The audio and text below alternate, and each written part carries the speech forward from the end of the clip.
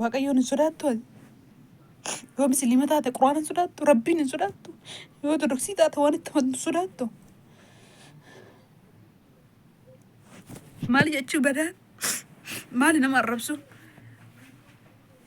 Ani nama yoon dadhabduu ta'e nan dadhabee mukaan si kolkollee kana fuulduratti miti Kiristoos duratti waan dadhabduudha. Ofa nama akkan dadhabduu ta'e waaqayyo bichaadha danda'a. Waaqa irrattis lafa irrattis kan waan hundumaa danda'u waaqayyo isa jiraataa bichaadha. Isa deebi'ee biyya lafaarra isa cubbuu keenyaaf jedhee biyya lafaarra ture. Cubbuu keenyaaf ofiisaa walitti araarsuuf jedhee biyya lafaarra ture. Dhiiga isaa dhangalaasee bichaadha waan hundumaa danda'u. Gaafiin soorsaan akkana ta'e funyaan hoqqatee maalishoo ta'ee furrii qaba. Maalati furrii hin baafattu? Hin baafattu ati furrii ati funyaan hin hoqqattu? Ilma namaatii be. Waaqa miti namni dogoggora qaba dadhabbii qaba. Gaafiin biyya eessaatti shukkaan akkana ta'e biyya eessaatti harkaan akkana ta'e maal harka kee dhiqannaa harka udaan arabaan dhiqaa na seete? Waan hin taane maal dubbiftaa warra gaarii biratti? Yoo rakkoo biraan irraa qabda ta'e ishiin koomentinaa barreessitu kottu keessaan lakkoofsi koo asirratti maxxanfamee hin jira. Kottu keessaan na arrabsi. Kottu keessaan lola keenatti bayi. Ana saba gaarii biratti nama sammuu gaarii biratti waan hin taane nan naasufsiisi. Obboleewwan gaarii asirraa qaba. Haati koo naan taane amma obboleewwan asirraa naaf ta'an. Harrakkina koo dhukkuba koo amma ammee haadha kootti miti kana ni maddu. Inni torban tokko amma torban tokkotti toon ciisiin toon dhaabatiin toon ciisiin goodaa kee oli gadi deemee aada'u na guba gadi na beela cannaqa. Wajjin gubachaa ture torbee tokko amma torbee tokko soorsaadha. Sanaan borommoo gaafa soorsaan bakka dadhabee narraa bayatu of dadhabde deem narraa bakka dhagee beeyyaadha dhugoodaa deemiin jedha.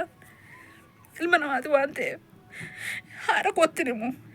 Achis gargalee gaafa furgoonatti deemee kintaanatti sunollee beeruma. Isinitti ni madda dhufe. Naa kadhaa jedhee.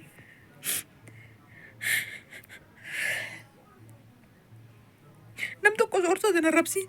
Nam tokko na sana rabsiin. Deemi hudduu haadha kedhaabi gadalii giboo barbaadda viidiyoo kollaalii. Doolara tasirraa viidiyoo kollaalte naa dabalu nattaafu. Ana fayyaa kootu naa caala. Dhuftees naana cadday mana koo. Sii galee. Dhuftees meeshaa koo naan dhiqiin. Dhuftees nyaata naan bisheessiin. Uffatas naan miicciin dhuftee. Akka qoshashinnatii koottan jiraadha. Akka dadhabbinnatti koottan jiraadha. Narra ba'e ishii. Narra ba'e warri kanan taazabinaa. Warri duraan na gorsitadhu jirtu. Gorsa keessan irratti harkaanfadhee miti. Garuu narra ba'e argaa jirtu. Yaada gaarii namaa barreessaa dandeessa. Yoo dadhabdan immoo dhiisaa viidiyoo namaas hin ilaalinaa. Dhugi mimmaan haadha kee faanaan jette tokko. Ani mimmaan haadha koo nugu haati koo akkamitti akkana guddiftee natu beeka. Sii galee haati koo abbaa qabna malee abbaan keenya daa'imummaatti nurraa du'e. Keessumaa anaaf jettee haati koo amma har'aalloo ishiin taatu nan beeka. Ijoolleen lama amma ishee bira jiru. Tokko magaalaa jira. Annan isirratti dhaladhe. Ana bichaadha dubartii sadii malee hin qabdu haati koo. Karaa abbaatiin dubartoota sadiitu jira kan biraa malee. Keessumaa anaan akkamitti akka isheen na guddiftee nan beeka. Keessumaa akkamitti akka ishee jaalladhu akkamitti na jaallattu. Yoo naanna dhukkuba fishii dhukkubsatti. Sii galee yeroo tokko obboleewwan kootan wal lollaan ofishee wallaalte.